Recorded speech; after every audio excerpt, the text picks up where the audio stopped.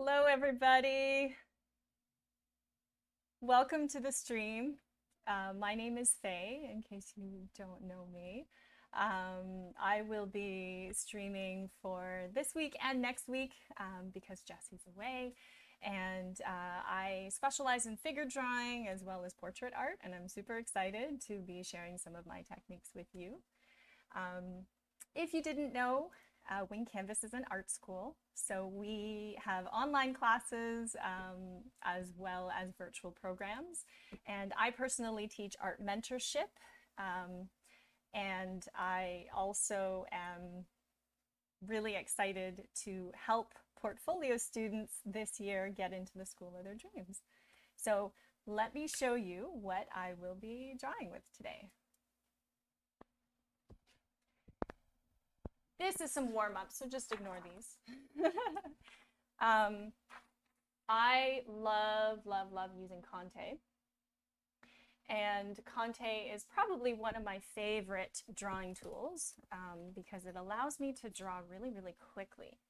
So I just have my little drawing kit here, and I know we usually do digital art on these streams, but today we are going traditional.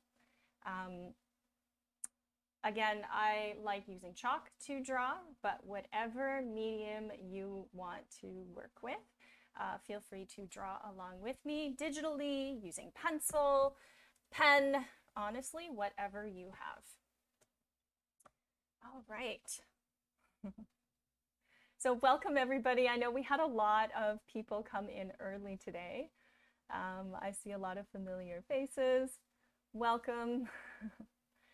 Let's see who's here. Ghost was here really early. Shout out to you. Bunny Doll, welcome. Snafu, welcome. And Aaron is our amazing mod today. Brennan, welcome. And Basil, hello. Hi, Drew. Hello, Elisa. All right, so let's do this. We are going to start with 1 minute poses. And if you are drawing along with us, don't forget to share your creations on our social media channels. So we are on Discord. You can go ahead and share your work on Discord. We have a great art nerd community on there, as well as Instagram and Facebook. So don't forget to share your work and tag us at Wing Canvas. All right, guys, are you guys ready to start? So just one note, there is a delay in the chat. So if I don't respond right away, I will have to scroll up later. And during these timed references, I have to be really focused. So I'm gonna put some light music on for you guys, and hopefully you can draw along with me. Right, so we are starting with 1 minute drawings. And I am going to start the timer. By the way, shout out to Dorianne. She made these lovely timed videos as part of our new figure drawing course that we will be releasing soon. All right, here we go. So when you guys are drawing gestures, you know, you really want to focus on line work. So also exaggerating the pose as much as you can.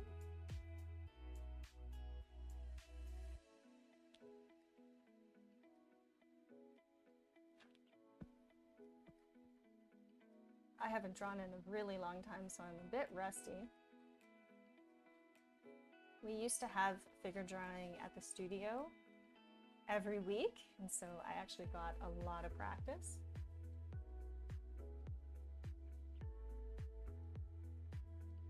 So when I draw gestures, I like to focus on silhouettes, and using this Conte really helps me draw quickly. Let me know what you guys are drawing with.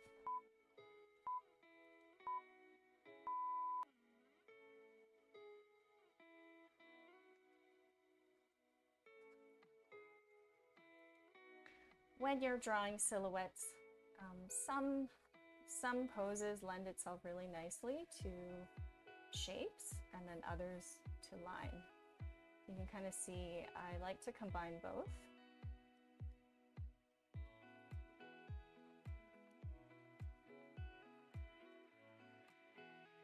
I know in the poll, a lot of people said that they have trouble with proportions. So I'm hoping to go a little bit deeper into that today.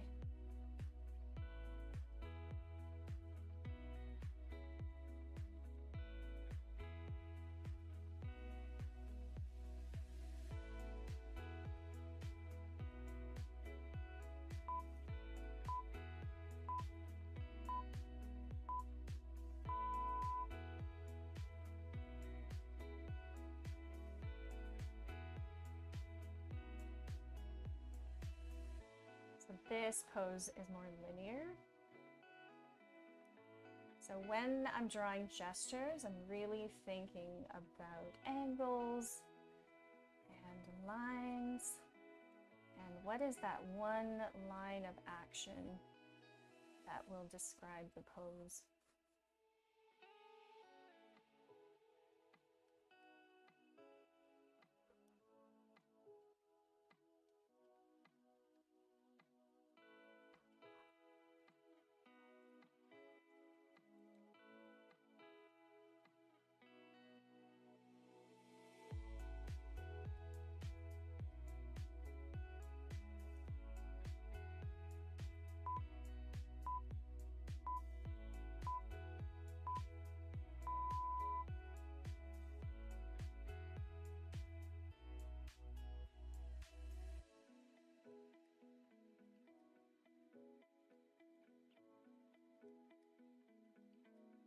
So these are going to be 15 one-minute poses. So if you are using a pencil, you can try to use the side of your pencil to shade really, really quickly. It's the one thing I really like about chalk, is that it allows me to shade so quickly.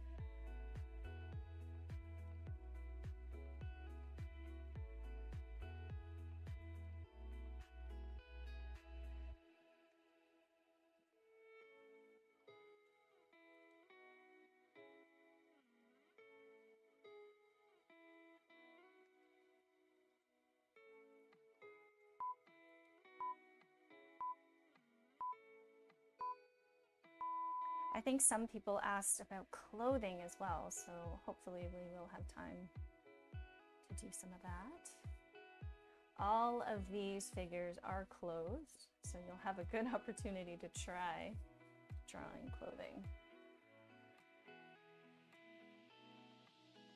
And you may think, okay, 1 minute is really not a lot of time, and it's not, but I think the nice thing about 1 minute poses is you have to make really quick decisions and you don't doubt yourself as much.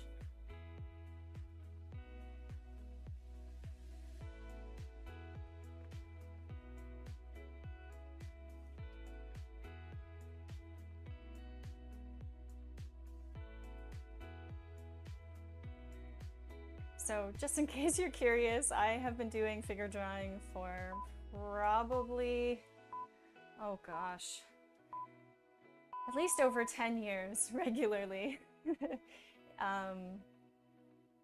And I like changing up my style with figure drawing, but I always really, kind of default to these super quick chalk drawings where I can actually draw silhouettes really quickly. If you have trouble with proportions, practicing silhouettes are going to be your best friend, because you're just focusing on shapes, so that in that 1 minute, you are really trying to express the pose and also express who it is you're drawing. Are you drawing a little kid? Are you drawing, somebody older? What are they doing? Can you show emotion in the pose? That's really your goal for these gestures.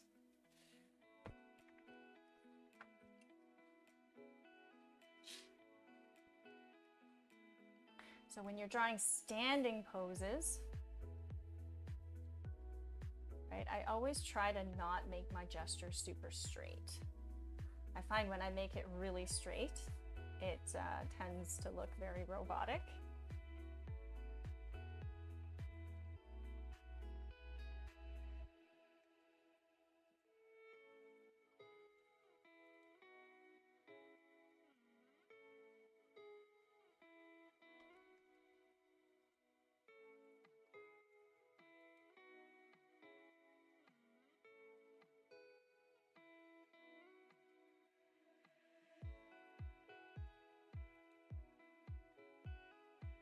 So if all you have time for are just some simple lines, then do that.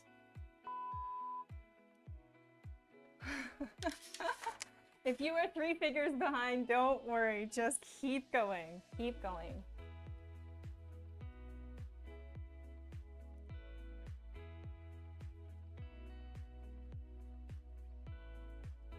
What I'm really trying to look for are the relationships between these lines and shapes. Drawing through the form and not outlining.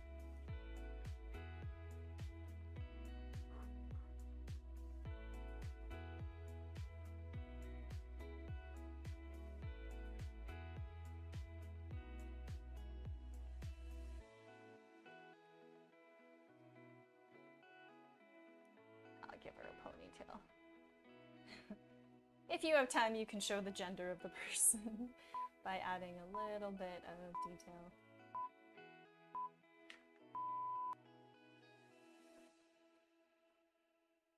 Somebody said lots of practice. Yes, yes, Brennan.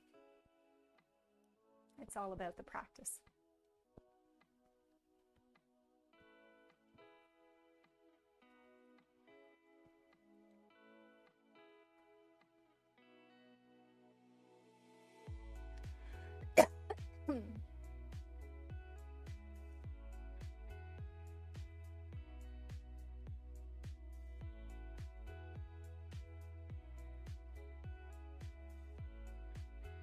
I find sometimes it's easier to draw a figure in a completely abstract way because it allows you just to focus on the shapes that you need.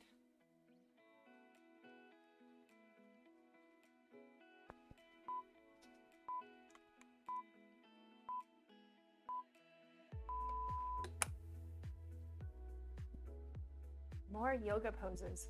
Yoga poses are great.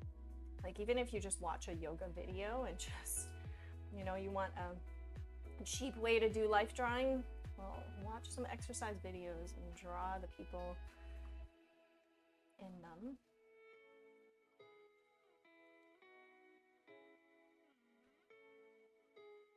We do a lot of yoga at Wing Canvas with our teachers and staff, so it's a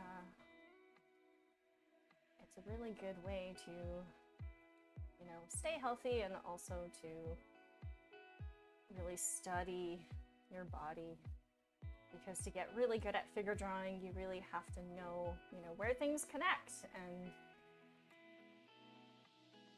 you know, study your own anatomy in the mirror. Oof, I messed up on that one.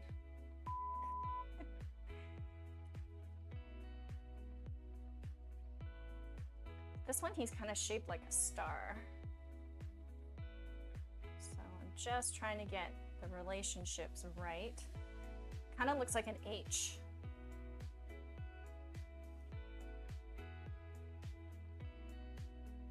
So when you have only 1 minute to draw something, forget about the anatomy, just draw shapes. And you might notice that I put my heads on last.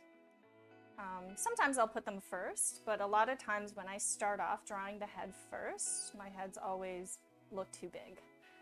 So a good trick is to put it on last so that you can actually measure out how many heads you want your figure to be. Now the average adult figure is about 7 heads tall. Right? So you can kind of figure that out after. And if you are a little girl, like a little toddler like this, right, your head is going to be about 1/4 of your body. So here I might start with the head.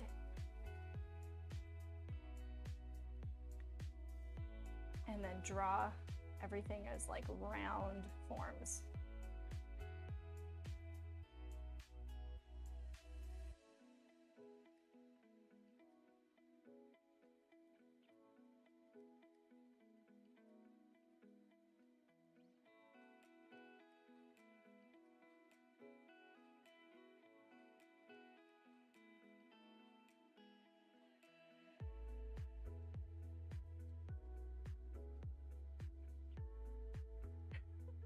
I'm laughing at my drawing because it it looks like just a bundle of rags, but it's supposed to be a little girl.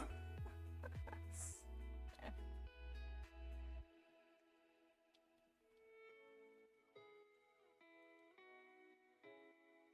This one you can see really how close the head is. The body is super foreshortened.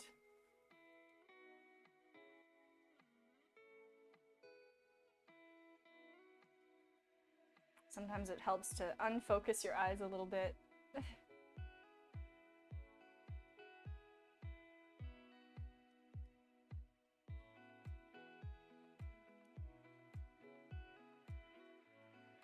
I'm giving her a little bit of context because if I didn't draw this line, it would be a little bit confusing. Like, what is she actually doing?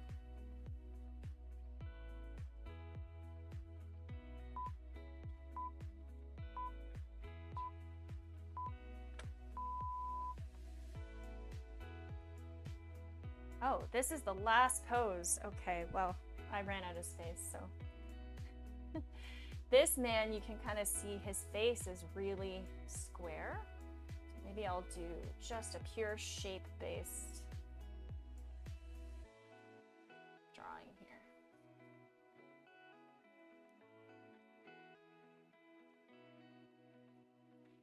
And he's holding a ball. There's about 1 head space between his head and his ball. I'm just focusing on the gesture.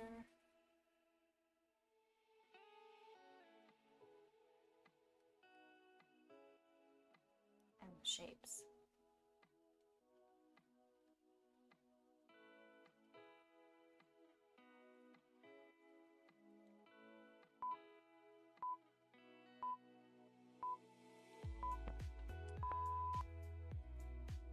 Woo! Oh, I lied. There's one more pose. All right.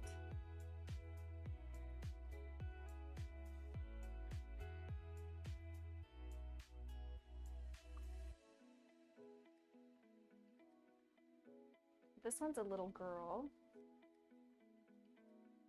And, you know, she's got these really long legs.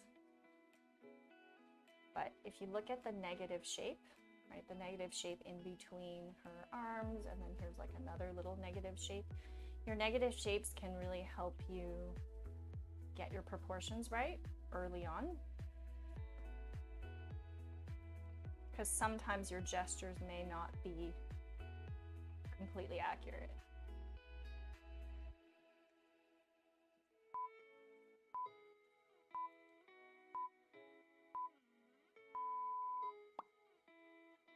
All right, 1 minute, done.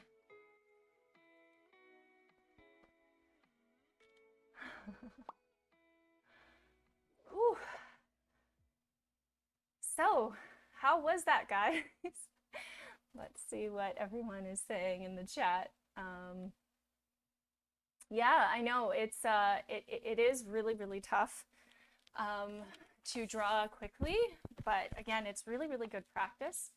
I think, you know, at the end of all of your drawings, you can have a look and you'll be able to tell, you know, not every single drawing is going to be good, right? If you can get 1 good drawing out of like 10, that's a great start. So I think one of the things a lot of us get stuck on is like, we think every single drawing has to be perfect and every single drawing has to be beautiful.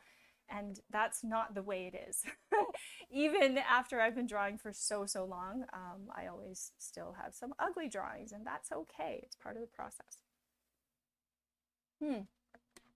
All right. So, thank you, Drew.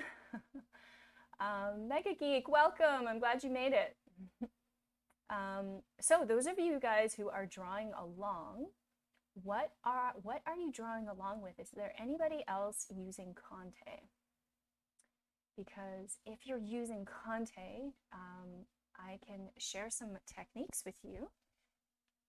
So the reason why I really like Conte is it allows me to draw really quickly, and not just really quickly, but it also allows me to, you know, have different weights. So I can press lightly and then I can press harder right on top, so that it allows me to accent certain things. Also, it allows me to shade really quickly. So this is like my favorite figure drawing tool for fast gestures. All right, so some of you guys have said that you have trouble with drawing proportions. So that's why I had planned some timed drawings so that we can all practice our proportions. So Ghost said, I made only 5 good. 5 is good. We did 15. So if 1/3 of your drawings are good, like that's a really good run. Hey, Gabriel, welcome.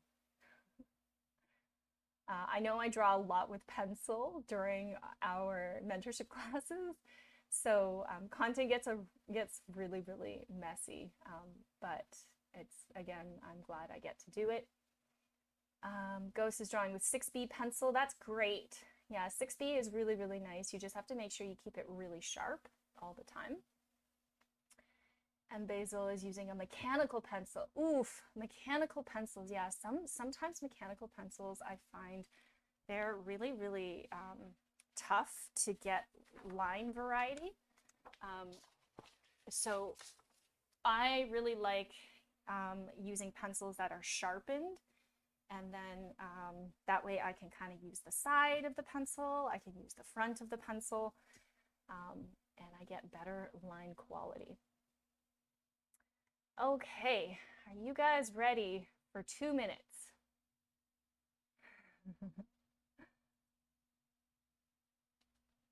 Whew. Okay, so if we are focusing on lines for the 1-minute drawings, right, then we can focus more on shapes for the 2-minute drawings. So 2 minutes is going to feel like a really long time after you do the 1-minute drawings. So let's go.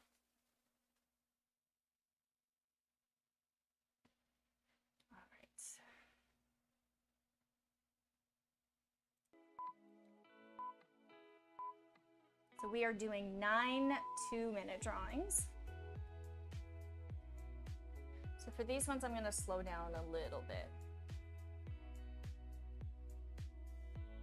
I'm going to take a slightly different approach. I'm still kind of using shapes to block everything in.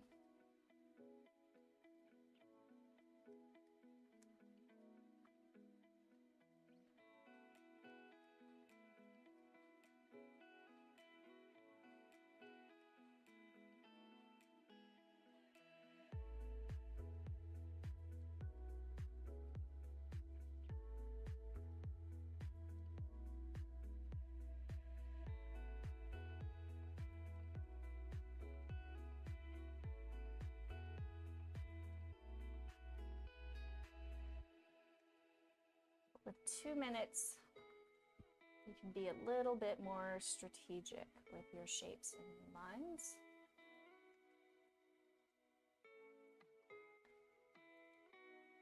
And if you're a cartoonist, maybe you can exaggerate your poses.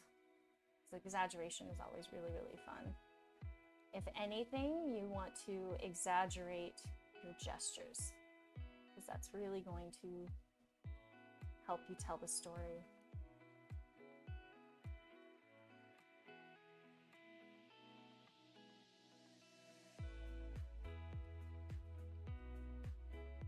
So for example, for this one, she's not really looking up that much, but I kind of like her attitude, so I'm going to exaggerate her pose.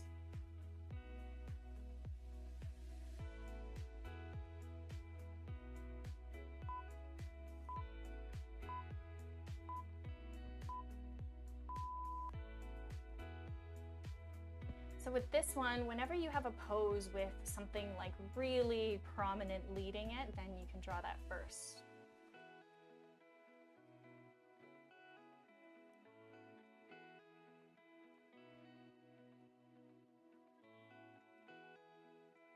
He's like super foreshortened here. So what you can do is you can take that ball and say, how many times can I fit that ball in his body? Probably 3 to 4 times. So just keep that in mind. And then his face looks super square compared to the ball.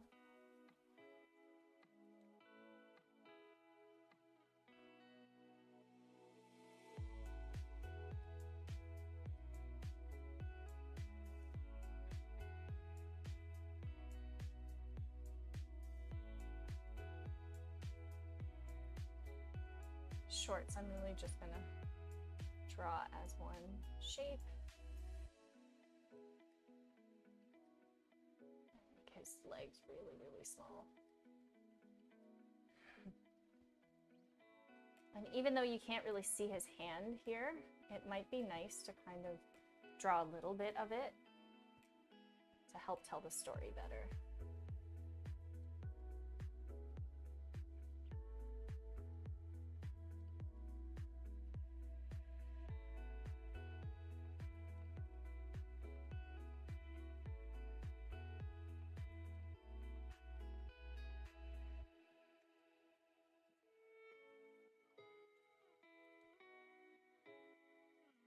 And just a little bit of detail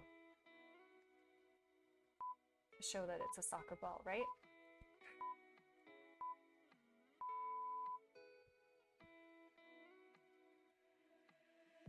Hello, welcome to the stream, guys, new people. Hi, fan from India, love your work. Thank you. It's really cool that you found us. We're from Canada, so hello from Canada.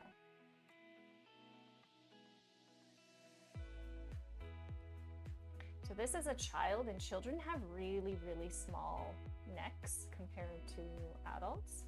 That's why I kind of like gave her a really small neck.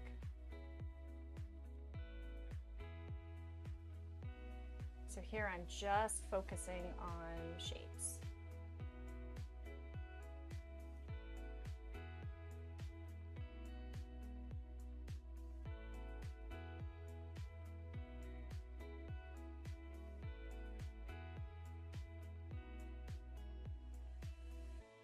Some of you guys have asked about clothing too. With clothing, you know, clothing wraps around the body, but it's also, you know, it also has all these folds. So when you're drawing clothing, you just want to, you know, draw it just like you would a body with shapes and gestures in the folds. And then you can add a little bit of line work. So now I'm going to add a little bit of line work to give her hair some definition, maybe add a nose.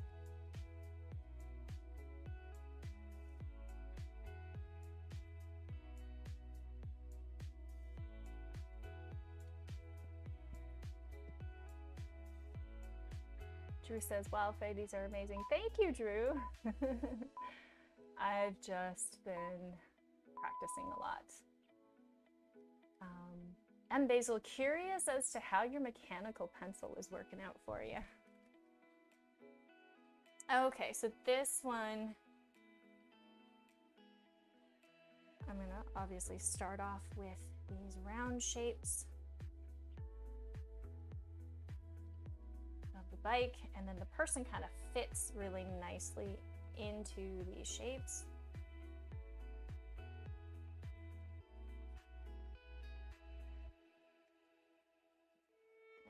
curved back.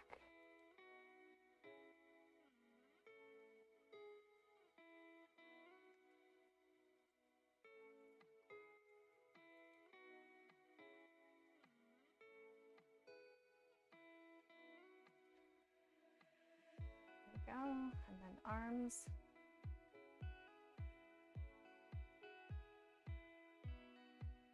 I find because human bodies are actually very, very complex that we get really stuck. Like, what do we draw? How do we, put in all of these bumps that we see? And it's very hard to be able to simplify. But when you do these really quick drawings, they allow you the time to really say, okay, what can I get done in 2 minutes? What can I express in 2 minutes? And oftentimes you'll find that your faster drawings are better than your slower drawings. At least it's like that with my work. I find my quick stuff is a lot more dynamic than some of my really long drawings and my long poses.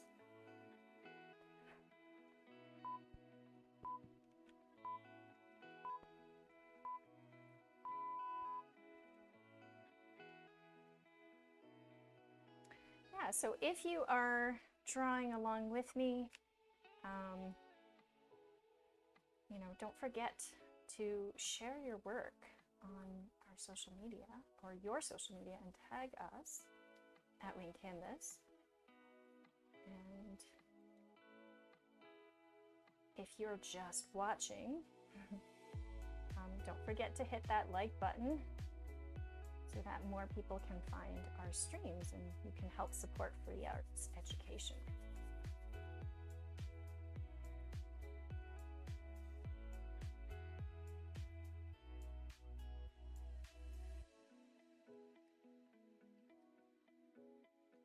So these timed references are actually from a course that we are working on. So our team at Wing Canvas, we have an amazing team of editors, teachers. We have about 10 teachers, and a great team of video editors who make our YouTube videos and who are working hard on courses that we will be releasing in the future. I'm trying to figure out how I want to draw her leg because both of her legs are together, so it's a little bit hard to draw, hard to express. So I'm going to put a little bit of detail on her mechanical leg here. And then for her other leg, I think I'm going to change the direction of it and just make it a little bit lighter in the background.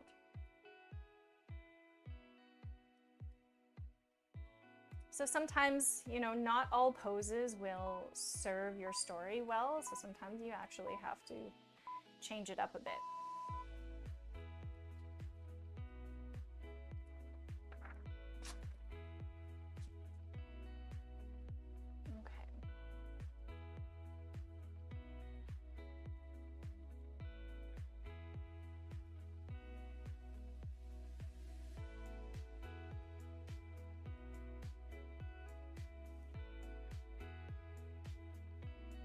So when you're working with poses that are pretty stiff, like this one is relatively stiff,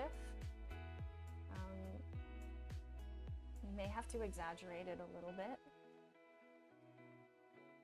And if you're ever drawing pants or shorts on someone, you want to make sure that those shorts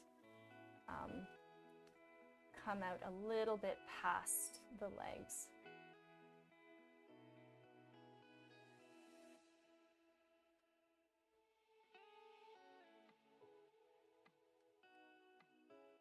He doesn't have a head yet because I want to really get the proportions right. Now that I have the torso, I can kind of see that his head, first of all, is a little bit to the left of the torso and also pretty square in shape. If you can get the shape of the head right, you can get a really, really good likeness.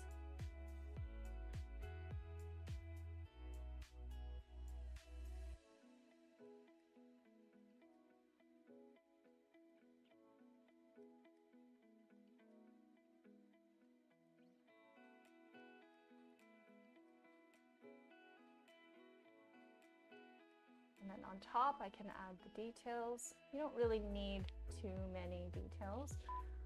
Just like maybe a nose.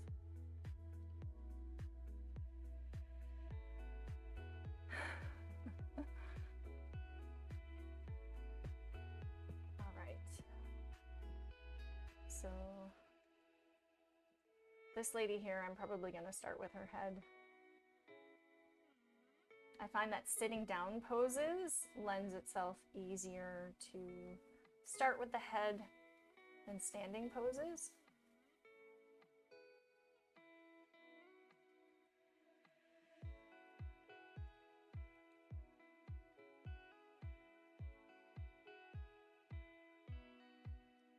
Two minutes feels so long after the 1 minute.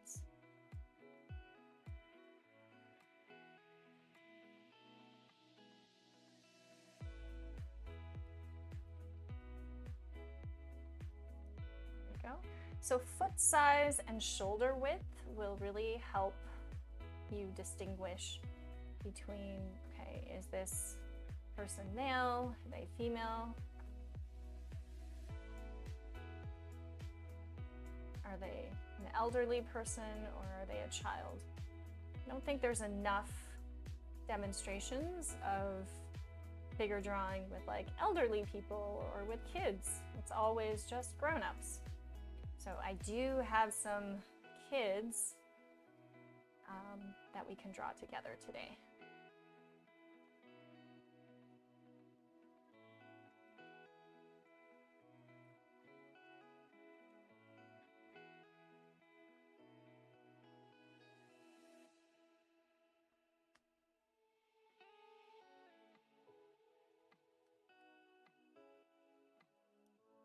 Then if you have time, you can put lines on top of your silhouettes to describe your clothing a little bit better.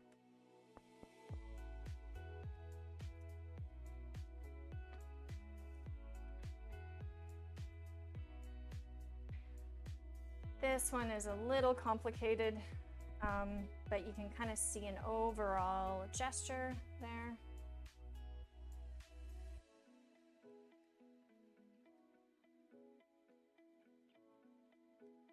So my approach kind of changes depending on the pose, right? Like, again, some poses lend themselves a lot easier to certain techniques.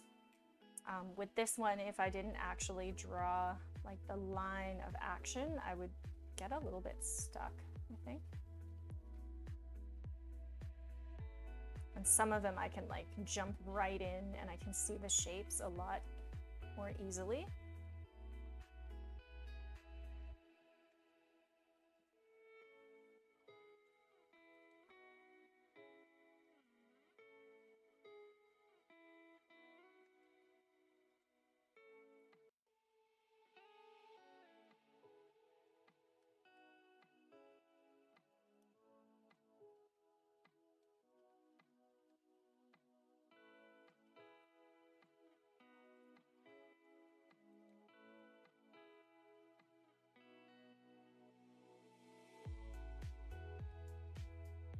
If you're drawing men, particularly, mature men, you probably want to make their jaw more square, because I made his face too round and he looked kind of like a child.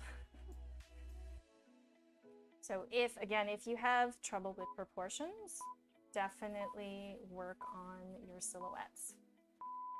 So just do this. So this one is actually a perfect silhouette, right? He's completely in shadow. So I'm gonna start with his surfboard shape here, get some of this action. And then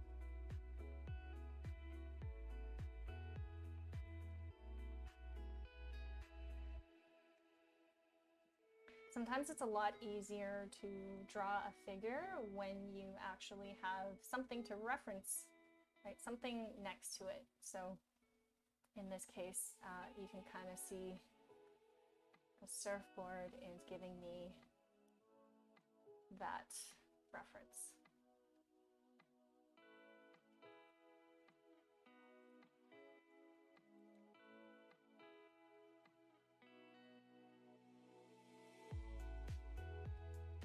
of misplaced his leg there, but that's okay.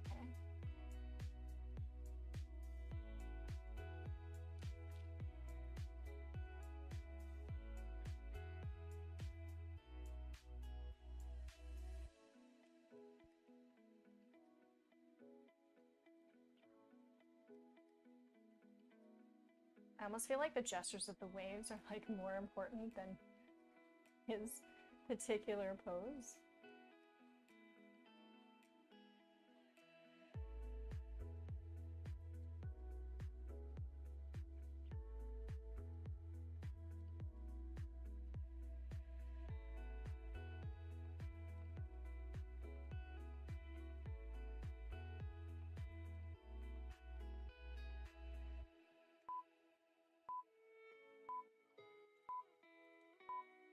Hello, N1N1. Welcome to the chat.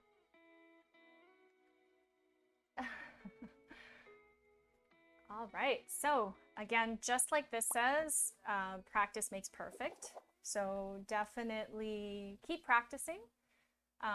It will always help you improve your practice. So I just got a notice that's saying that YouTube is not receiving enough video to maintain smooth streaming. So let me know if you guys have any issues seeing me. Hopefully that will clear up soon. Drew says, I thought Jesse was a fast sketcher. I think you're faster than Jesse. Not really. Jesse's like super, super fast. I think I am just faster at traditional drawing. But hey, every artist has something that they are good at, right? Jesse can, if I'm doing something digital, it's like I'm really, really slow. But anyway, whew, like a geek says, I'm already out of breath. I'm out of breath too, but that was fun. I really, really love drawing from life just because it allows me to really, you know, be in the moment, and I'm not worried about, you know, my laundry and what I'm gonna have for dinner and all these thoughts, right? You only have 1 minute to capture this drawing, so you're completely 100% invested in it. And I find that sometimes, you know, with all of the distractions that we have all around us, that it's really hard to focus. Lucky Ducky, welcome. Lucky Ducky says, hello, I've been lurking, but wanted to say thanks for doing that. Oh, you wanted to draw along? That's okay. There will be a replay available. So when your kids go to bed, you know, you can find some time to practice. Thank you. So guys, what is it that you find challenging about figure drawing? According to our poll, most people said that they have trouble with proportions, right? I actually specialize in structure drawing, so, you know, it's like drawing 3D cubes and spheres and cylinders, and, you know, how to look for those things within bodies. But, you know, if you are just starting out with figure drawing, it's really, really hard to even think about 3D forms when you are still struggling with proportions. So we actually have a lot of videos. Jessie did an entire stream on human proportions where she actually like took the head and measured it out, you know, so I'm not really gonna go through that again. I do that within my course. So one of the things that I wanted to do was I wanted to actually work on some slower drawings and really like take you through my figure drawing method, which is the GSL method. Just gonna catch up with this chat here. The shading texture to bring depth to the figure. Yes, so shading and texture, that kind of comes last almost, you know, because sometimes it depends on the pose, right? Sometimes when you are shading something, like for example, when I drew, there was this one where this girl here, let me just go back to the stream. So for example, this one, right? She had a lot of texture in her hair. And so, you know, I thought, okay, this is really relevant to the story. So I kind of added that in. Or maybe there's some texture to the soccer ball. What kind of ball is he holding, right? You can add a little bit of texture. But really, you know, your texture kind of comes last. And so you don't really want to focus on that as much as your proportions, because your proportions are what's really going to get you your accurate figures. Drew says hands. Yeah, hands. Yes, hands are a different beast. Today we're just focusing on the full figure. And Aaron says proportion. Okay. Cool, guys. Let's go to our next image. So I would love to see your drawings and love to see what you've been doing. So again, don't forget to, you know, hit that like button, subscribe to our channel. We do plan on streaming more. We stream currently every Friday from 4 to 6. And again, we are an art school, and we started off in a little corner of Markham, but now we have international students, and we've grown so much since the pandemic. So thank you guys so much for all of your support. And we are on Patreon. So if you don't know, you can actually support this channel for only $2 a month. And if you want to buy me a coffee, you can do the $5 a month tier and get some extra bonuses. Okay, so the next thing I wanted to do is talk about a method that I had developed over many years of drawing. And you know, when I went to school, a lot of people, I feel like a lot of people didn't really share their techniques. You know, they were very, you know, like, oh yeah, practice makes perfect, but they didn't, like, in the beginning, I found like I was struggling so much. I was trying to figure out what I was doing wrong. And I watched a lot of my instructors do demos, and I really found it difficult to improve without feedback. And so that's why we developed at Wing Canvas, we have an art mentorship program. And in art mentorship, that's where you get that one-on-one time, right, with your instructor, for them to either do draw-overs on your work or to show you exactly the techniques that you can implement, point out your strengths and your weaknesses. And that's what I love doing. So I'm excited for the new semester. Our registration's open now, and you know, looking forward to helping people get into their schools of their dreams. Coco Creates, welcome. The familiar sound of Fei figure drawing. Oh, is there a sound? I don't know if I'm like, do I breathe heavily, or is it the chalk sound that you're talking about? Okay, so the next set of drawings that I'd like to do are 5-minute drawings. I'm not going to time these because I'm really just going to take my time through them.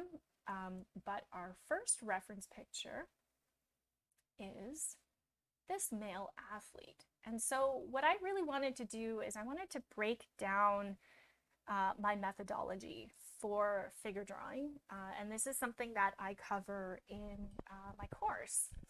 And if, you know, you have trouble breaking down your figures, hopefully this methodology will make sense, because it took me years and years to really develop it. So I'm looking for my colorful chalk.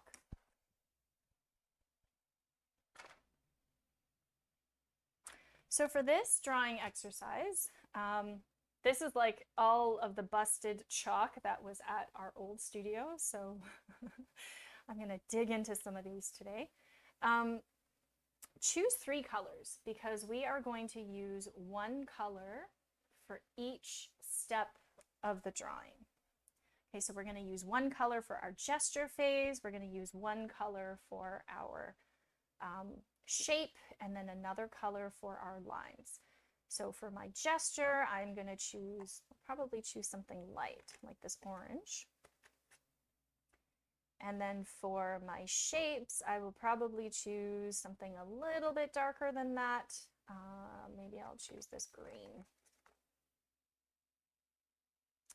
And then for my line, I'm going to go to this brown here. Okay. So I kind of have 3 stages of the drawing. So this method I like to call the GSL method. GSL. So the G stands for gesture. So your gesture is really where you capture all of the action. Okay. If you have trouble with gesture, make sure you practice that before you move on to the next step, okay? Because gesture is arguably more important, or the most important. That's kind of why we start with it. And then shapes. So your shapes are really what's going to help you with your proportions. So if you have trouble with proportions, shape is definitely where you want to kind of focus your energy on.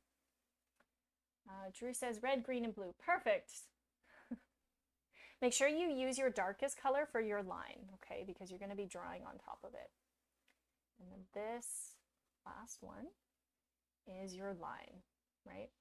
And your line is really where you can express the pose. This is really where you can, be a lot more expressive with your texture, with your emphasis, right? I know there is line within gesture, but they're different lines. They're action lines and not expressive lines. Okay.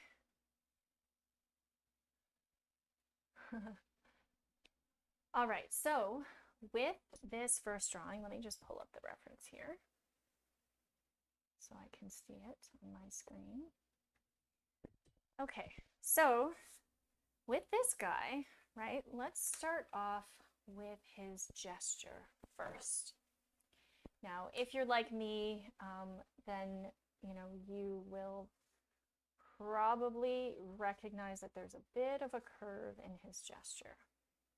I try not to do straight gestures unless somebody's like diving on a diagonal, because it's really, really hard to, capture action like that.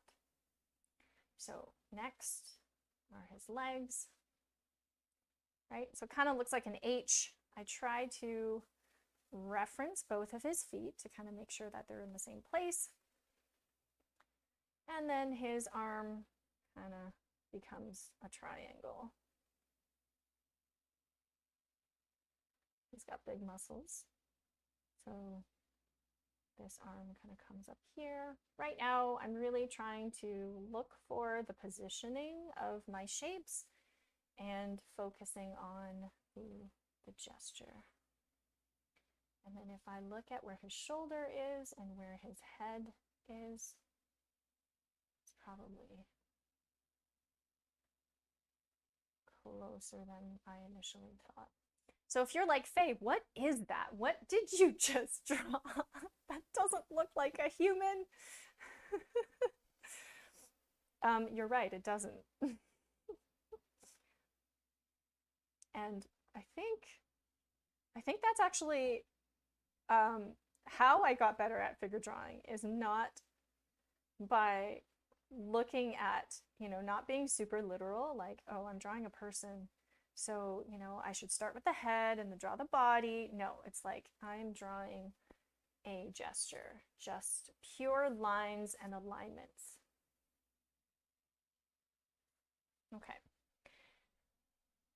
So sometimes gestures are shape-based and sometimes they're line-based. with this guy, you can kind of see there's a little bit of both, right? Okay, so without getting too much deeper into shapes, Drew says it'll look like a human. Yes, yes, it will. That's the goal. Mega Geek says, my first thought is, how did you get those shapes and position them properly? That's a good question. I think, you know, how I start to look at these shapes is like, you know, if you unfocus your eyes a little bit and you really look for, you know, any curves that you can see. Like I should have curved his back even more. I kind of draw in that curve first, and then I start to divide it up. So I divide up, okay, where I think his leg goes, where I think his arm goes, where I think his, you know, his face goes. And then I try to look for negative space. So I kind of see a triangle sort of in between. You know, what negative shape do I see in between his legs, right? And then I try to map everything out. So it's not completely accurate. Like I can kind of see this leg should kind of come out more. It's a little bit more aligned with his arm, right? So I can fix it. But that's kind of how I approach things. I'll just draw a line and then I will divide it up and try to pay attention to alignment. So next, I will be drawing shapes. So for the shapes, you know, you don't really want to draw shapes that are too complex. Like if you have a shape that's like this, right? You don't really want to draw it like that. Instead, you might want to draw it like this, right? So you don't really want to outline, right? You want to combine. I find when I combine shapes, they always look better than when I try to outline. So your outline stage comes next, after your combination, or after your shape phase. So I can kind of see, you know, his head is very square. His haircut is very, very square. So I'm going to try to express the shape of his head by using very, very simple forms, or simple shapes, I should say. Forms are when we go 3D, like that. That's for later.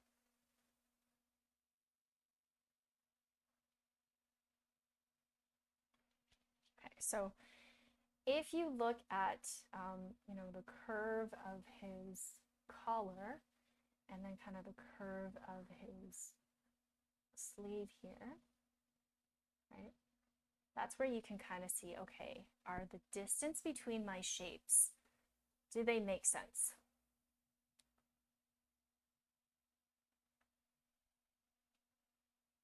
So I kind of like to deconstruct them. And then when I draw arms, I know he's got muscles. Don't worry, I will put those in. But for now, I am just focused on simplifying his body. Almost like those little paper dolls, right? Those little paper dolls that you can position their arms and you can dress them. That's kind of what you might want to do in the beginning. And then these weights, I knew I drew them as a circle because I had planned to, you know, just get the size correct before I modify that shape.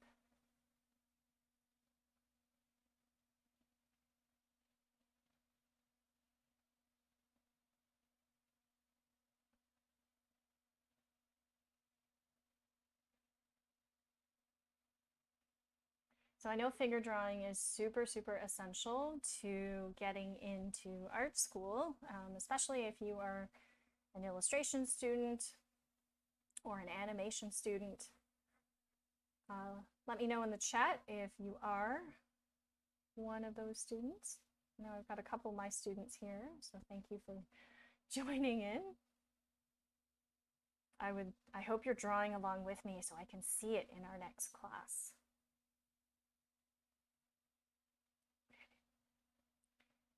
So I got a little bit carried away with the shape of the leg. I try to make the knees a bit more angular. And I can see that I missed the mark here with my initial foot. So I'm just going to casually move it over.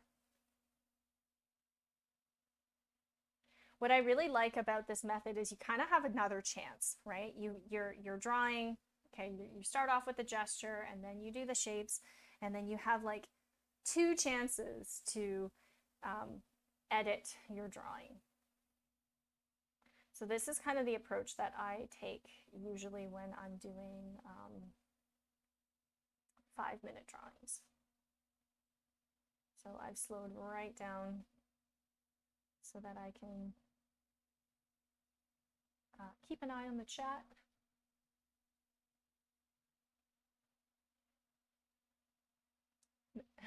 Mega Geek says it's okay. Man doesn't need muscles. Let's get the deconstruction done before making him epic. Exactly. Exactly. I found in the beginning when I was first figure drawing and kind of figuring it out, right? I would always get distracted by the muscles and the bumps, and then I would just want to put all of that detail in. But it was very premature, and my drawings turned out really wonky, like bumpy and wonky, right? And I was very, very frustrated. And then I, started watching some, gosh, when I was in art school, there wasn't, like, YouTube wasn't really a thing yet.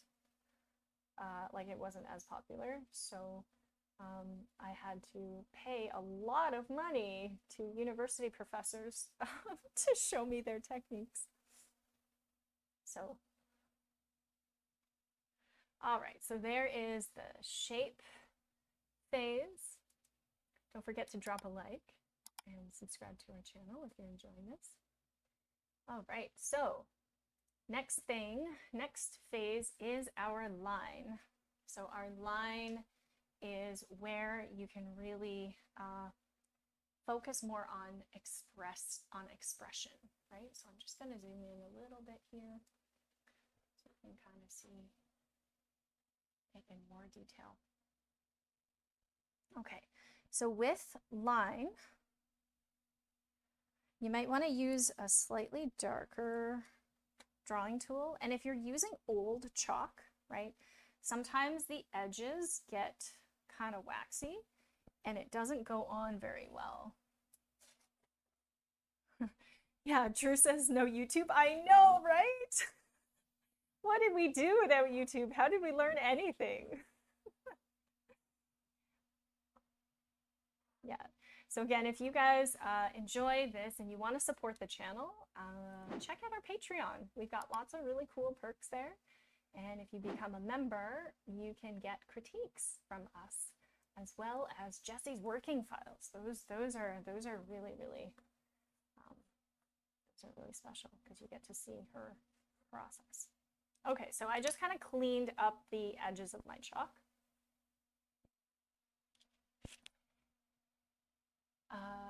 And hello, Luis. You're watching from work. Hello. Hey. All right. So on to the line. So when I'm drawing line, I'm really looking for, things like lighting.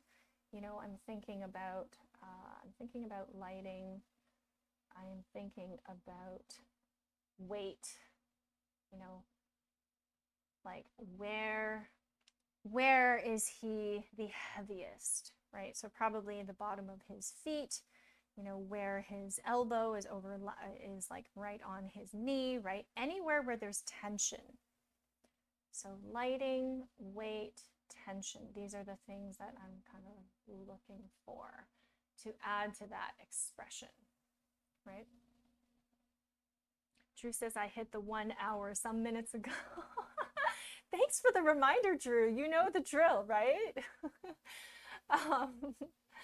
Yeah, I've already talked about the studio, but if you guys don't know, we are having a giveaway for our YouTube community. And you have to join our Discord. There's no purchase necessary, but you could actually win a drawing tablet. And if you missed last week's stream, Jessie was actually doing a demo of an art challenge that you guys can participate in, and you could win a tablet and a mentorship session with Jessie. So make sure you check that out. All right, so I'm starting by giving his face some detail. And Basil, welcome back. Glad you came back.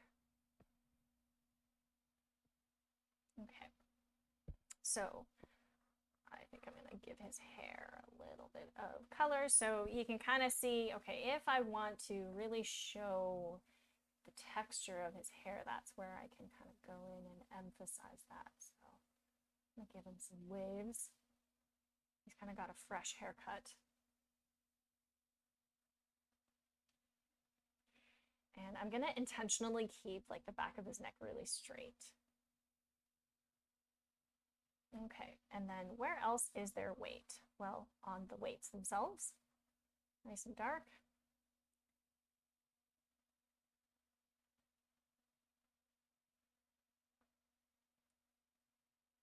And then, you know, anywhere where there's shadow, I tend to go a little bit darker with the line.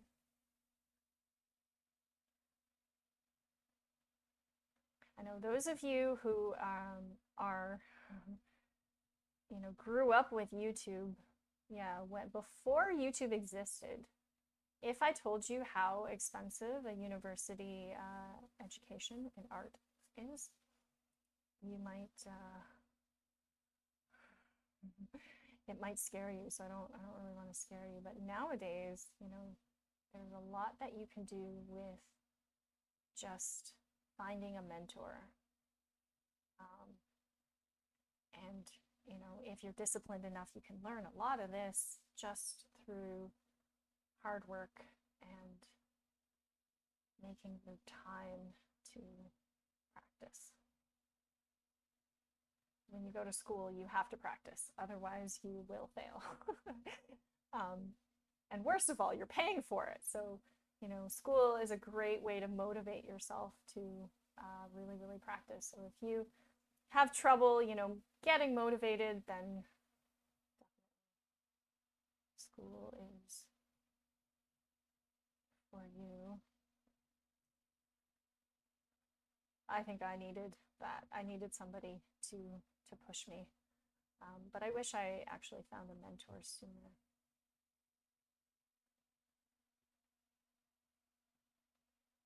Okay. I got a little quiet. Oh, sorry. I think I was just muttering a little bit. But thanks for letting me know. Or maybe my hair is on top of my mic. Hopefully you can hear me better now. Okay, so I'm really taking the time to slow down here for the line. And when you're drawing line, you know, if you're a cartoonist, right, you probably draw all of your lines the same way, especially if you are drawing with a mechanical pencil. If you're drawing with a mechanical pencil, it's really hard to give your lines any type of variety. So I find that you might need to kind of double up on your line work or really think about where you want to place the most emphasis. So I'm going to color in his shoes and his pants here. And just want to make sure that I put a lot of the weight on the bottom here, right on the bottom. And since this knee is overlapping his elbow, is there a way to turn up the mic volume? How about that? I just put it a little bit closer to me. Hopefully that is better. I think I just have to speak up a little bit more, but thanks for letting me know. Okay, so almost done here.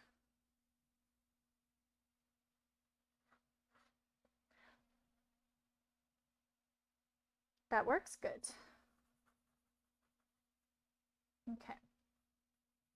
I got my mic, I have like a noise suppression filter on my mic, so it's great, but it also makes it a lot quieter, especially when I mumble. All right, so it looks like a person now. Hooray. So, you know, I can probably keep going. I can probably give him some more context, you know, so if I wanted to draw a little bit more detail, because, you know, what's the point of figure drawing when you can't really tell a story with it? So, you know, I can put in his water bottle here, and I can just, you know, put a little bit of detail in the back.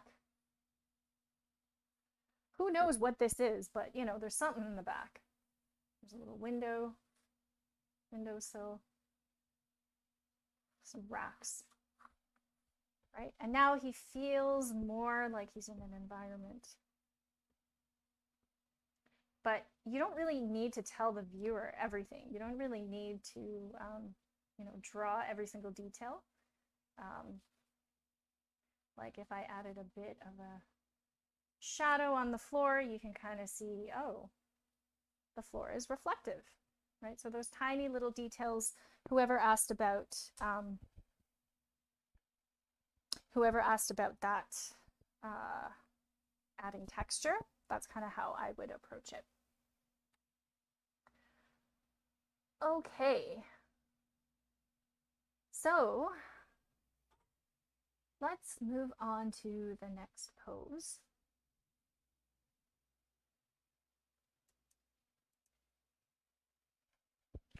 All right, so the next pose is also the GSL method, right? So what I want to do is demonstrate this exact same method one more time using a slightly different pose.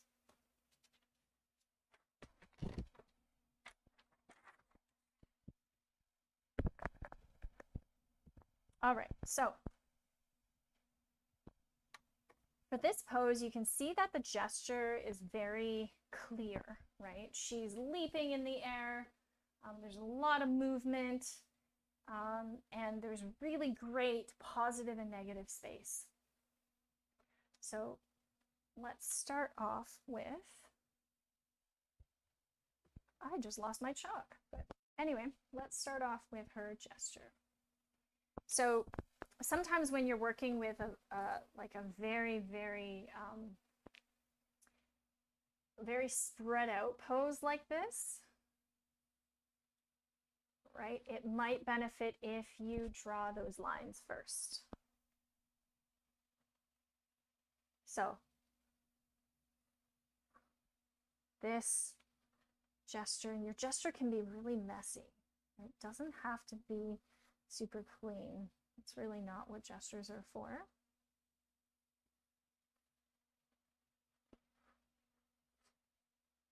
And even her hair has like a gesture, which is really nice. Okay.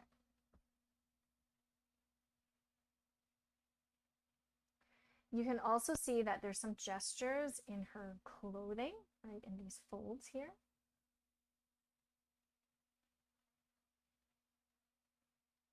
And then, you know, the entire expression of the pose is your first step. So there's my gesture.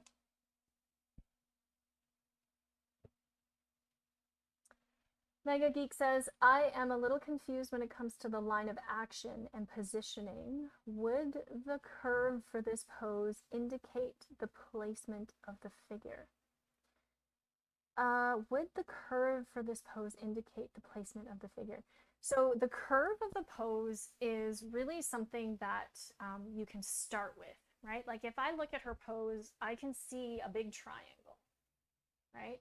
And then her legs are a little bit there's like a lot of curves in the leg.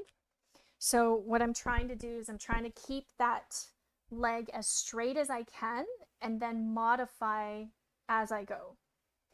And that way it's a little bit easier to simplify.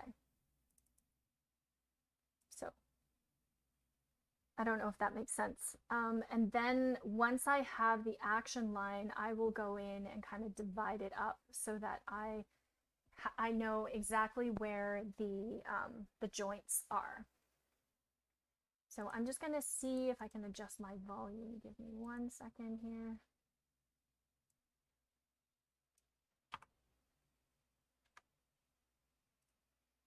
Okay, hopefully this is better. Okay, so I realized I didn't draw the ball. So let's put that ball in there. Right? You can ask yourself, okay, how big is the ball? How big is the ball compared to her face? Right? How far away is it? I kind of made her legs really long. Like I can tell by this shape right now, this shape that I drew, I made her arms and her legs like super long. So I might have to adjust it a little bit later, but you know, I can also exaggerate her proportions and just make her legs a little bit longer. Okay, now for shapes, you can kind of see with like the side of her shirt here, right? You see a shadow, right? You can see that shadow coming down this way.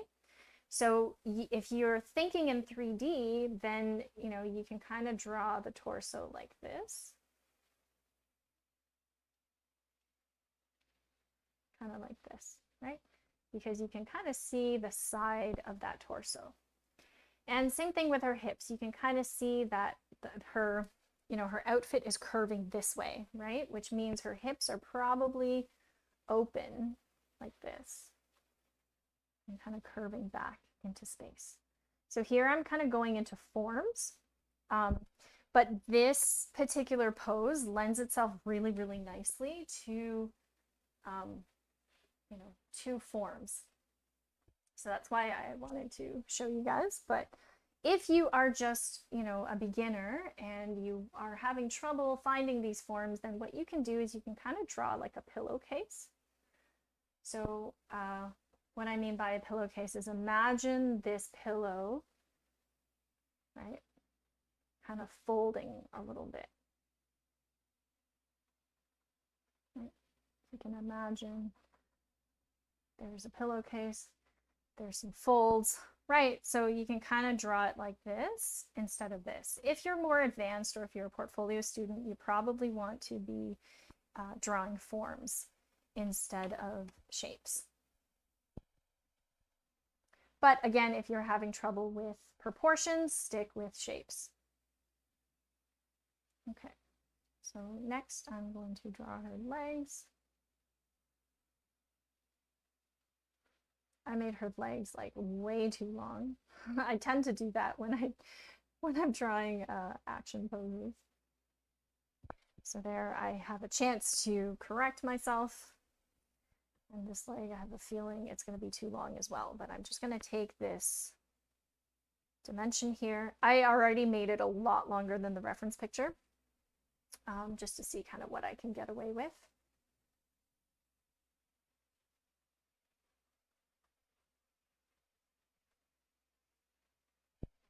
Okay, so there's the other leg, and then this leg is kind of going back into space.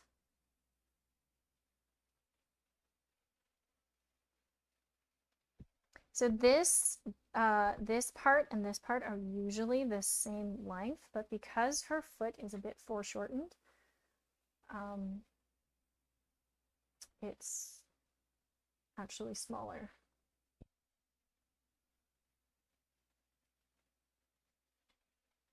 All right. And this does not look like a foot at all. So I think because she's got her feet curved a little bit, but I'm going to flatten it out so that it looks more foot-like. And the ball. over a bit. And now I can kind of connect her arm.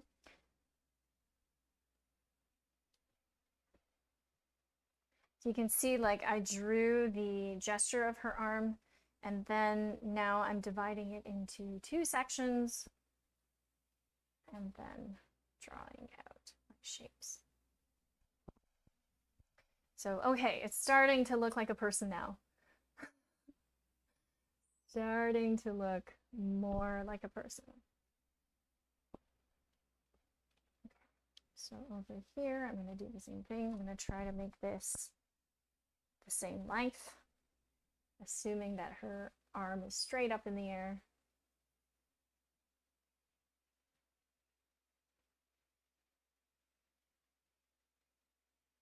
And then for hands, you know, you can kind of draw the gesture of the hand, but you don't have to really render it in detail. Okay, so I did save her face for last, mostly because it's like a very difficult angle.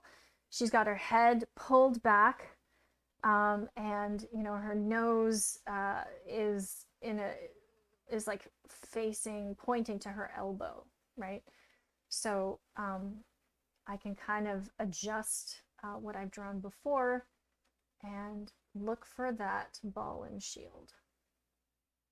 Yes, that ball and shield that you hear us talk about a million times. Yes. There we go.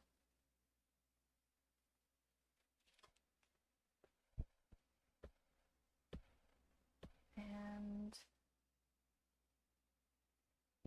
there we go.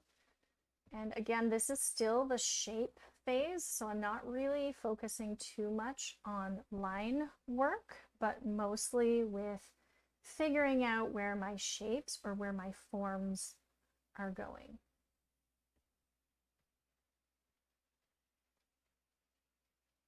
And then for her hair, you can't really go wrong with her hair. I think I'm going to finish it in the line stage, but if I wanted to block out like what shape I want her hair to be, it would be like that shape. Okay, so let me know, guys, if you have any questions. At this point, I'd love to hear how you're doing if you're drawing along with me. Okay, so I lost my dark chalk. Where did I put it? I must have dropped it. Okay. Let's take out a new piece. I'm really running out of brown. That's like my favorite color to draw with, so. By the way, I like using the Conte in about like 1 inch or 3/4 of an inch lengths, because I find that that's like the perfect length for me. You know, if you have bigger hands, you might want a bigger piece. Luis Gonzalez has a question. What can help maintain proportions while drawing more dynamic poses? Sorry if it's been asked before. No, it hasn't. What can help maintain proportions while drawing more dynamic poses? That's a really good question. The answer is your positive and negative space. So if you want to check your proportions, the best thing to do is to check for alignment. So going back to the gesture phase, right? What you can do is you can like check, okay, do your alignments make sense, right? Does your leg or does your foot align with your knee? How big is the negative space in between your positive space, right? From the triangle in between her hair to, you know, the big triangle that you see between her ball and her hand, that's really going to help you figure out your proportions. So your negative space. Negative space, you know, space is an element of art, and it's kind of like the least talked about element. It's like the least popular one, but it's super, super important in terms of composition and also proportions.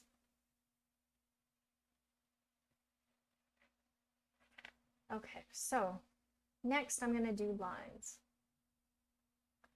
So for lines, probably I started somewhere very random, but you know, I want to emphasize the folds in her clothing.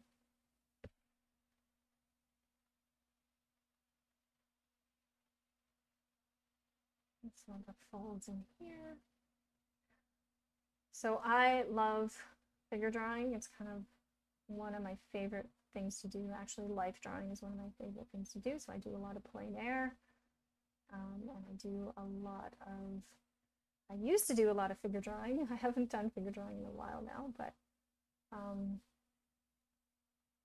if you need help with figure drawing, I do teach a mentorship class.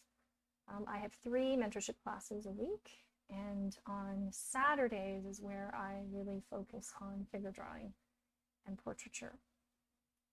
So my Saturday afternoon class is really where I do a lot of figure drawing demos.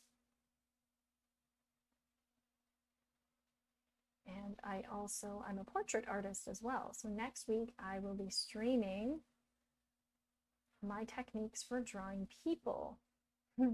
So if you have any requests, I'm deliberating whether I want to draw like a celebrity or whether I want to do something else.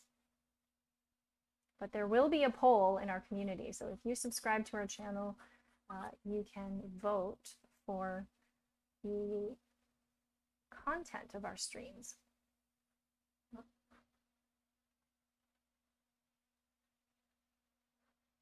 And I know Jessie does a lot of our streams, but we actually are a group of about 10 teachers at Wing Canvas. So we have teachers who specialize in digital.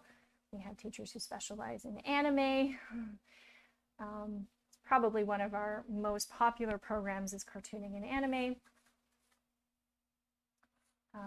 And we work with actually a lot of schools. And our mission is to make arts education easily accessible for everyone. And after the pandemic, when all of the schools closed down around the world, we decided, you know what, we have to go online as quickly as we can because people are really starved for creativity. And we ended up helping a lot more people than we had expected, which is really exciting. So we're actually working on some more courses in the future, but for now we have live classes, live weekly classes, and you know, we start with age 6 all the way to adult. So if you're looking for a mentor or you're looking for some inspiration, definitely check out some of our programs on our website. Okay. We have links to a lot of our programs in the description of this video, so you can check that out. Hercules says, I have a question. How to draw a hand, knee, or a beginner? And I have doubts on this question on the drawing. Okay, I'm not quite sure what you mean. Anna Carolina. Hey Faye, nice to meet you. What can I do to improve my foreshortening? Good question. If you want to improve on your foreshortening, you probably want to work on your forms. So drawing 3D forms versus drawing 2D shapes. Because once you know how to draw 3D forms, then you can actually make up poses out of your head, which is like epic, right? It's like super, nothing boosts your confidence more than being able to draw people out of your head. So I will try to draw some more forms, but for example, you know, if you are foreshortening, let's say you're foreshortening a leg, right? Let me just zoom out for a second. So, you know, let's say this leg, for example, right?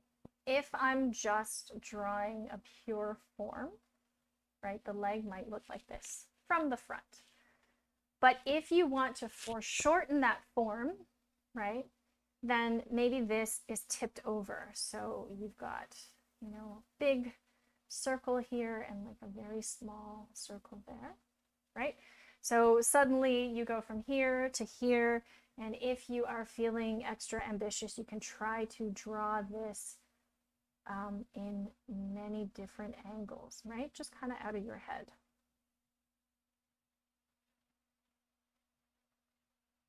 Until it feels right. And then all foreshortening is just combining these different forms. So I find this is the most common form that is foreshortened on the body, because it could be any leg, any part of the leg, or any part of your arm, right?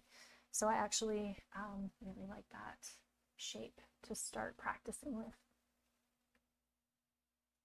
Okay, so Hercules, if you're still there, let me know what you mean. How to draw a hand. We do have different streams on drawing hands. So I'm probably not going to go into too much detail on drawing hands today because I'm focusing on full figure drawings today. All right. Okay, so the next pose I have, let me just check the chat. Hope you guys are having fun drawing along with me.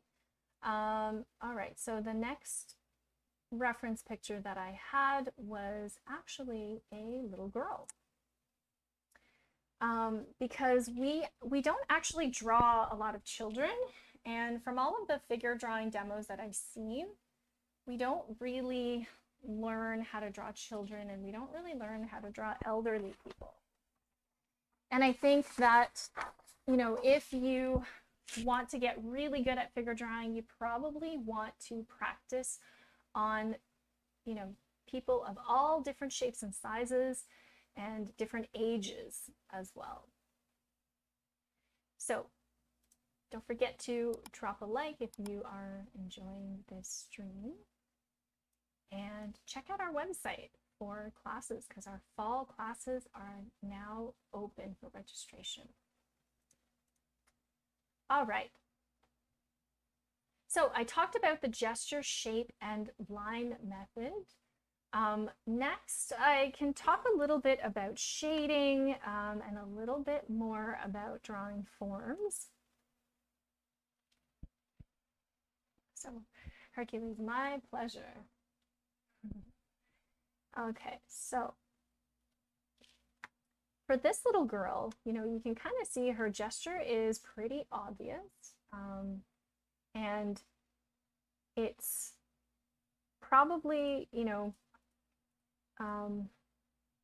easier to simplify her body into shapes.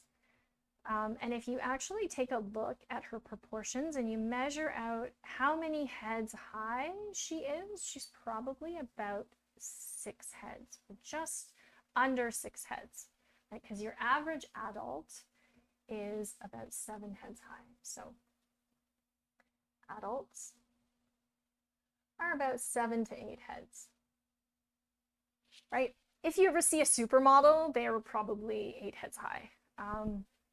If you try to measure me, I'm probably about 7 heads. So if you want somebody to be really heroic, right, you probably want to make them 9 to 10 heads high. So we've drawn adults already.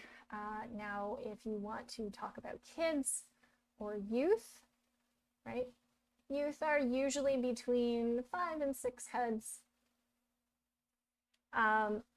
You know, sometimes 6.5. And if you are looking at babies, right, babies are like 4 heads, maybe 3. So your body kind of elongates as you get older. I think we all know the theory, right? But it's a little bit hard to put into practice. So for this little girl, start off with her gesture.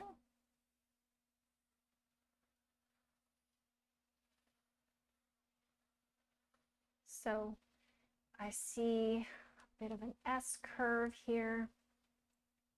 And then I kind of see, okay, that's where her shoulder goes.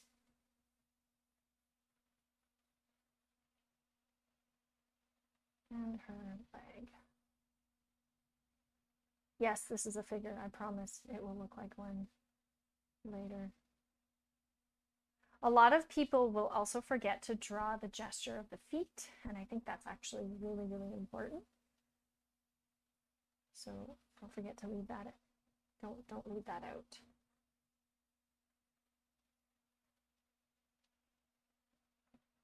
Gesture of the hand and the gesture of the feet. And then she also, this is also part of her gesture, in my opinion, like her little tutu.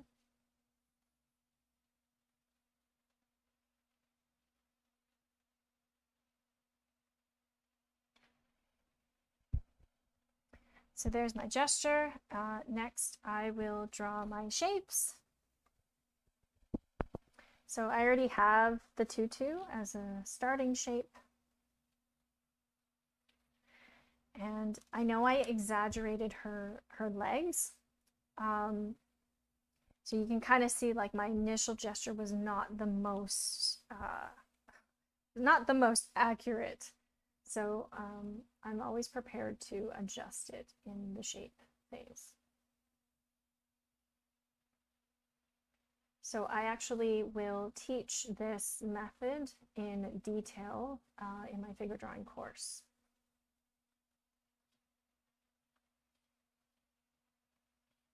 Okay, so I'm going to draw this leg that's behind first. As two separate shapes. And when you're drawing kids, like the arms and legs on kids are really, really skinny. Usually they're pretty tiny.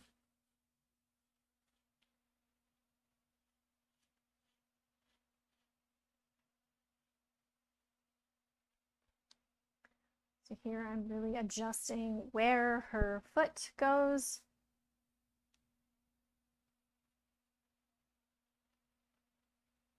And then her arms.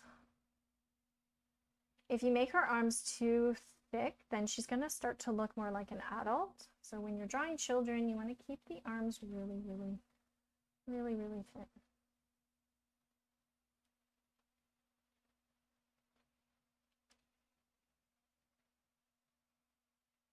And next, I will be drawing her face. And she doesn't really have a lot of hair, but I think she should have a bun. I'm gonna add that in.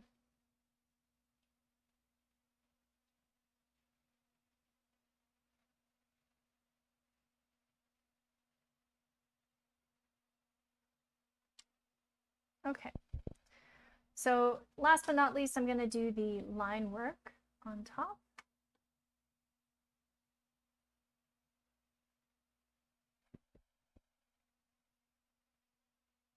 And the line is where I'm just kind of emphasizing, you know, which parts of the drawing feel the most heavy. Where is the weight? You can already see that there's like weight on the bottom of her feet.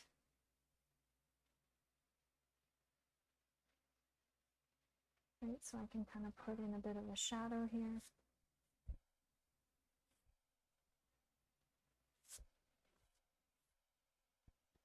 And then the dress or the tutu is where you can really have a lot of fun.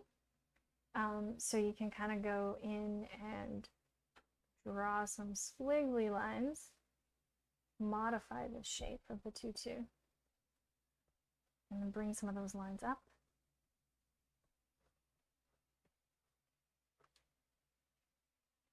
I know you don't really see it in the reference, but this is kind of a cool way to draw fabric.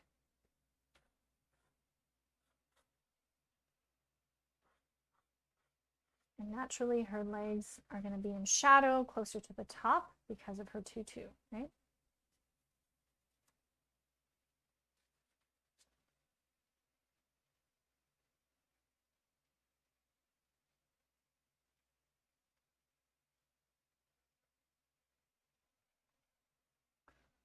Drew's back. Welcome back, Drew. Hello, Jose. Welcome in. Mega Geek says, something that I struggle with is figuring out the shape proportions of the body when it's covered by clothing. Yes, I think that that is really challenging. So if you're having trouble, then I would just stick to looking at shapes, right? And the clothing can be part of that. Right? You don't necessarily, like, a lot of us have trouble figuring out what's going on in the hips, right? That's really where it's like we just draw a dress to cover it up because we don't know what's going on. And that's okay. I was there too. I think it's just a combination of practice, getting more confident, and also really studying the torso. Right, studying the relationship between, you know, the rib cage and the hips. And next week, I will be going into more depth on faces. And I think a lot of people wanted to see how to draw a face with proper skin tones using colored pencil. So that's what I have planned for next week, is to actually do a demo on my approach to figures, but I'm going to warm up and do some quick head drawing as well.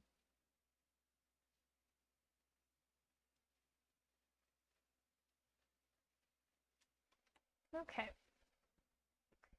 So you can kind of see my gesture going through the form, and you can kind of see how inaccurate it was, right? But it's okay, because your gesture is kind of like your starting point, and everything that you put on top of that, you have like a second chance at it. Hercules, do you do live every day? Because I'm new here. We don't go live. We go live every Friday. So every Friday, 4 p.m. Eastern Standard Time, we go live for 2 hours.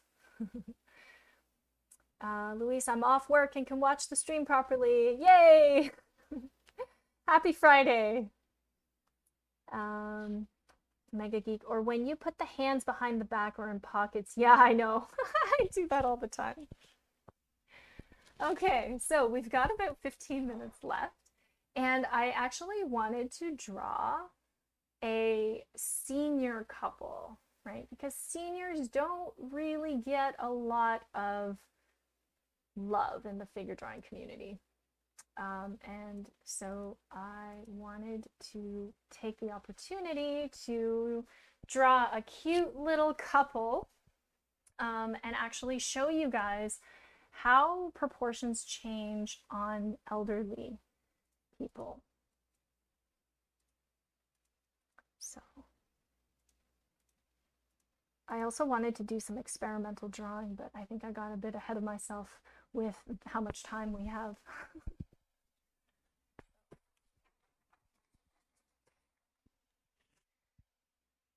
Okay, so this picture is, it's like a super cute couple, and you can really tell their age, right? You can kind of tell, you know, they're not standing upright as much anymore.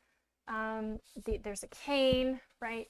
So drawing elderly people, when you're drawing them, you kind of want to make a few adjustments to your proportions. So first of all, because there's two people in this, right, there's going to be two gestures.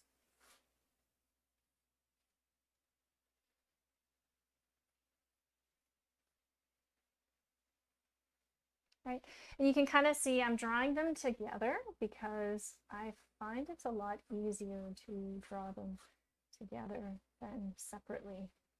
You just have more information to connect to. And this is an example of like a dress, and you don't really know what's going on with her legs, right? So if you don't know, you can just kind of draw what you think is going on, right? Because usually the feet will have to balance out the head. So if the feet are over here and you put your head over here, it's going to feel out of balance. So you do have to put the head where the feet are. And you'll notice that the line of the shoulders on elderly people are higher up on the head, right? Because they're hunched over a little bit more.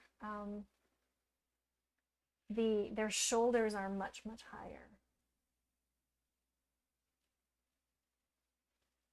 So I just celebrated my grandpa's 91st birthday last weekend. He's 91, guys. He's an amazing artist himself, and he definitely is a child at heart. So I'm very, very lucky to still have him around. Okay, so I kind of drew some basic shapes for her, and then I'm going to try to align their heads, right? She's significantly shorter. So, you know, if Grandpa is over here, you can tell Grandpa was a really, really tall man. He's like really, really tall and broad, right? But you see how high I put his shoulders up? Because he really needs to be somewhat hunched over. Usually when you're drawing older people, they're slightly chubbier. They're a little bit rounder in the middle, and their shoulder line is usually higher, and they have less of a neck. I just want to make sure these two align, and then I'm going to draw the cane. I think is actually hers. And put that in there. And if you really want to do the shape analysis, right, you can kind of see, okay, there's kind of a trapezoid shape here. Another trapezoid shape there. The arms are pretty round, right? So I kind of just draw them in one go. Her hair is pretty triangular shaped. His head is rounder, and his shoulders are pretty broad, and he's a big square, right? His torso is like a big square. I'm including clothing here just to keep it nice and simple. And both of his legs together, you can kind of draw this as one shape. It's kind of like an ice cream cone shape.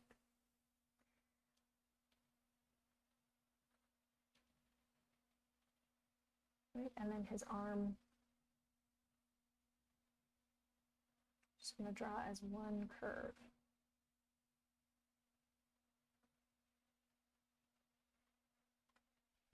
There you go.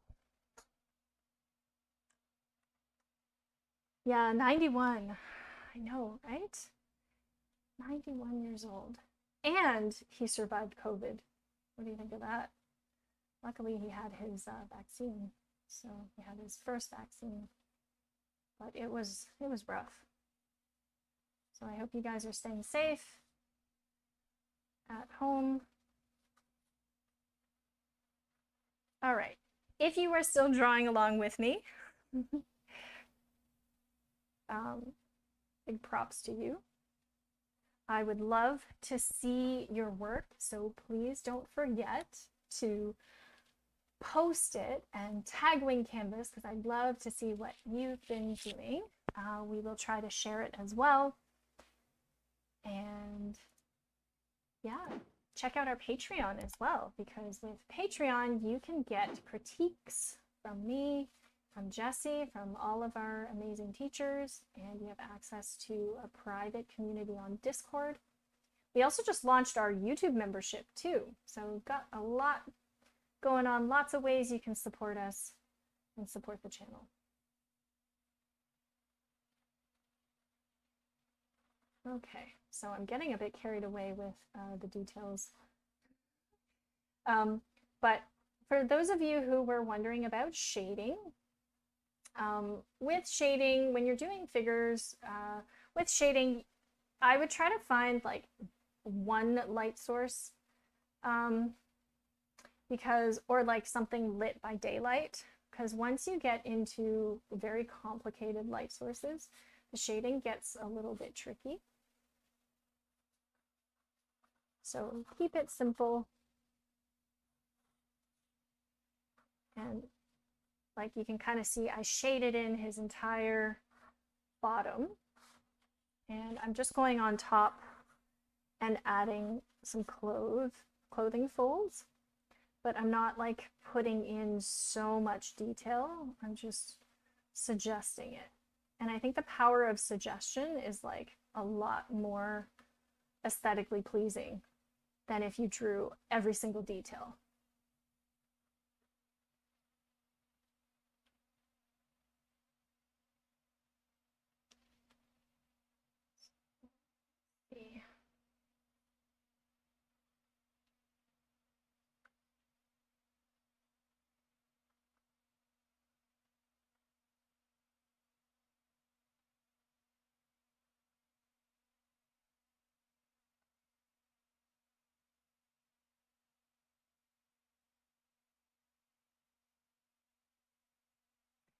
I think I'm gonna leave it like that, keep it nice and simple. And maybe I will use a different color and do some expressive backgrounds, because I have a little bit of green in here and I really like, you know, how they are in a park and an environment. A lot of people I talk to say that they have trouble drawing people in environments or characters within environments. You know, it's not going to be a finished piece, but if you wanted to just kind of show where the horizon line is, that's kind of where I would start. So the horizon line is like along here. I'm just going to draw through from here, and then I'm going to put the shadows in.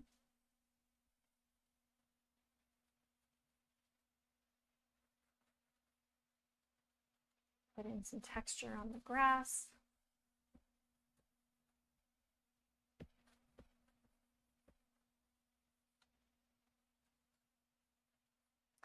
And then if I wanted to express some of those trees, I have my brown that I can work with and just kind of put in some trees and, oops, some foliage.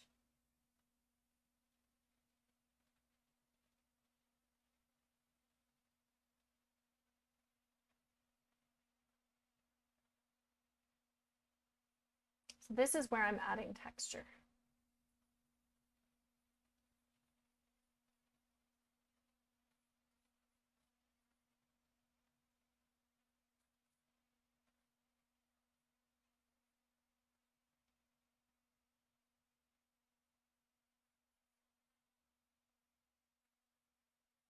So if you guys have any questions for me, let me know in the chat.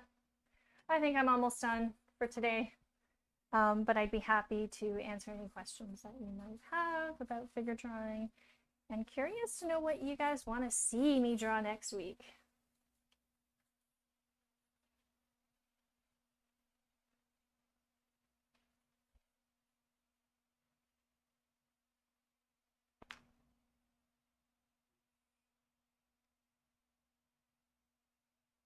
Okay.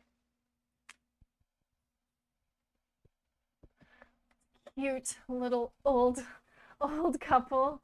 Now that I'm looking at the reference picture and my drawing, I definitely see that I changed. Like if I look at the negative space in here, I can kind of see that it's a lot wider than in the drawing. But I'm pretty happy with this drawing. I mean, usually when you do figure drawing, there's going to be something that's off about it. But anyway, there's 5 minutes left, so if you guys have any questions, I'd be happy to hear them and to support. Erin says, that looks really nice. Thank you, Erin. Thank you. I always think when I see old couples in the park, like they're always so cute. But some tips I have for you, if you guys want to get better at figure drawing, my suggestion for you is to always keep a little sketch pad. Like it could be this big, right? It doesn't have to be big. Wherever it fits in your pocket, you can draw on your phone, you can draw on a on a tablet, on an iPad, on a little book, wherever it is, just always have a place to draw with you at all times. Because when you're on the bus or when you're at the park or anytime you have downtime, you can spend that time doing some quick drawings. Hey, Gabriel, thank you. Drew said, when did you make the YouTube channel? We actually started the YouTube channel back in, oh my goodness, like 2014. If you go to like our earliest videos, it's quite embarrassing because I remember making a video on how to draw a sphere, but we didn't really put a lot of resources into our YouTube channel until after the pandemic. So after the pandemic hit, we said, you know what, we need to keep doing art and keep building community and keep spreading creativity. So we really started making videos consistently. I think it was last June. Yeah, so I was saying about drawing, if you guys want to get really good at figure drawing, again, it's just practice. So I've been drawing for about, oh my gosh, I'm going to date myself here. Probably almost 20 years consistently. There was a period of time where I kind of stopped drawing because I got a full-time job. But even if you have, that's no excuse. Like I have students, shout out to Gabriel, you have a full-time job and you are still drawing, and that is something that I really, I find that really inspiring. So, just keep going wherever you are, keep going, and please share your work and join our community on Discord. There's actually a link in the description. Again, we have giveaways on our Discord, and it's a place where you can get in touch with myself and you can get in touch with all of our amazing teachers and our team, and you'll know what's going on. And last but not least, make sure that you subscribe to our channel because we will be doing a lot more videos in the future and you don't want to miss any of those. And if you are, ready to take a class either with me or with any of our amazing teachers, you can go to our website, wingcanvas.com, and fall classes are open for registration. Hercules said, where do you get the images? So I got the images from Pixels. It's actually Pixels, PEXELS.com. They are a free image bank, and there are lots of great resources online to help people with figure drawing. There's a really good one called reference.sketchdaily.net. They have really good timed references that I use all the time in my classes. For these images that I used in the stream, I actually sourced them all myself. So I found them, I took screenshots, I saved them all for you, but there's lots of amazing tools online that you can find.